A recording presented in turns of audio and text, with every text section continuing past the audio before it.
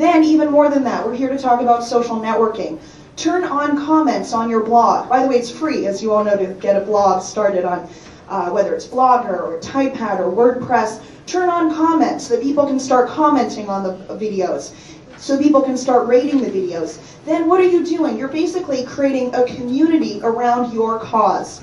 Again, keep in mind, this is all being done for free, or at the cost of buying a camcorder or a cell phone that shoots videos. So you create a community around your videos. You can also invite other people. If someone else thinks that this school needs more funding or somehow, is not being served well by the community, invite other people to start a video blog. Link these blogs together. And then you can also ask video blog questions to the school board, or whomever it is that you're trying to get the attention of, and demand that they answer you, whether it is through video blogs or going to them in person.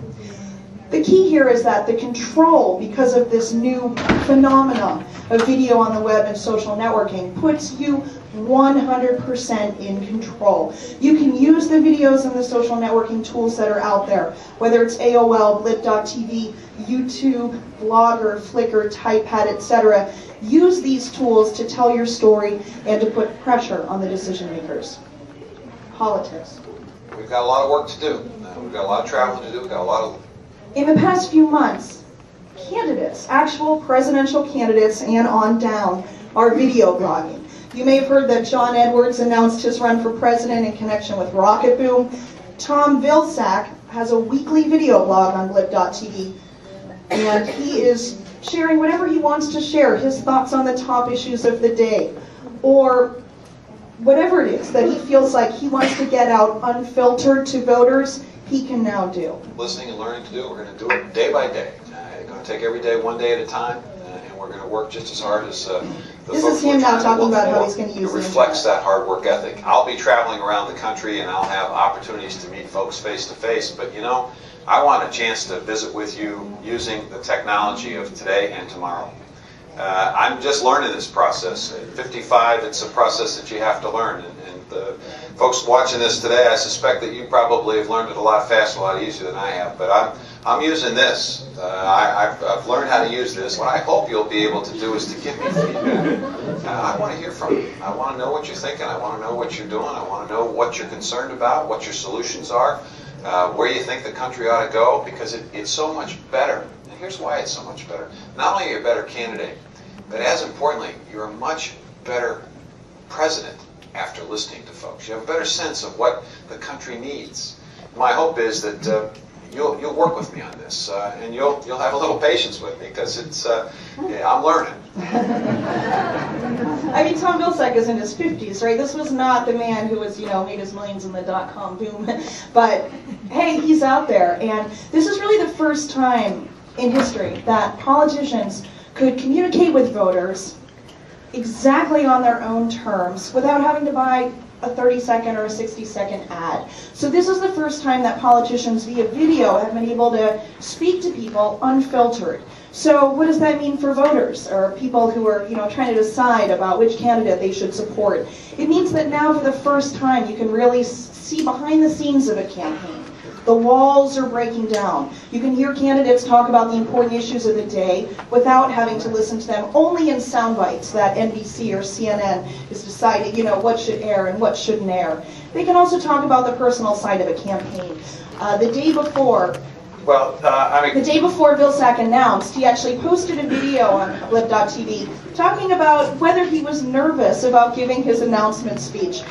Something that I just have never seen anything like that before. I worked in politics before Blip.tv. How many times can you think of that you've heard a politician say, "Oh, I have a big day tomorrow and a big speech, and I hope it goes okay"? Just listen to a couple seconds. I'm excited about this speech, but it is always a challenge to give a speech like this. You begin to work with it for a couple of weeks and begin to get used to the language and the phrases and think about how you might deliver the speech, but when you get up and actually deliver the speech, you obviously have a lot of nervous energy. So I'm going to be excited to give this speech tomorrow, because its themes and ideas.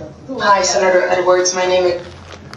So in terms of now catering to what you can do and what this means for all of us, that video blogging is so prevalent, this means that people can ask video blog questions two presidential candidates. I'll show you an example. Saudi Diaz from Los Angeles, California. My question is about campaign finance reform. How can I trust our leaders to make decisions based on the needs of the public as opposed to the needs of those corporations? Ani, thank you for your video blog question about campaign finance reform. I mean, I think you and the American people have reason to be worried about this. He goes on to answer it.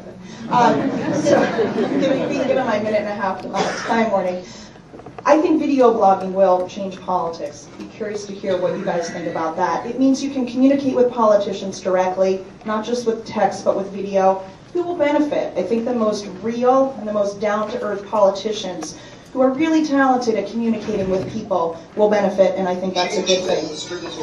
It also means that you can create a TV ad for a candidate that you like, as this person did. This person just took archival footage that was on the internet and created an ad for a candidate that he supported. In Cincinnati, compliments of Kaplan Pharmaceutical. Same day, Major Paul Hackett ate a meal ready to eat with his Marines as they prepared for a dangerous mission inside Iraq. Who do you want as your representative? So Paul Hackett didn't make that ad. That means you all could create an ad, put it on MySpace, put it on Blip, put it on YouTube, wherever you want, and develop a community around that ad. So I say the political future is in all of our hands. Share your ad that you create on blogs, on iTunes, on MySpace. Encourage other people to do the same. Turn the comments on. Encourage the official campaign to use your ad. What is this? This is what we're all here talking about at the conference. This is grassroots campaigning at its best. So I'll finish this by saying that, as we've all been talking about for the past couple days, we are the media. You can create a political ad. You can show why the neighborhood school needs more money. You can cover a war, as James said, better than any of the TV networks. And what's next? I think that the answer's up to us, because the power is in our hands and in our camcorders. Camcorder that is actually... You know, he felt any danger?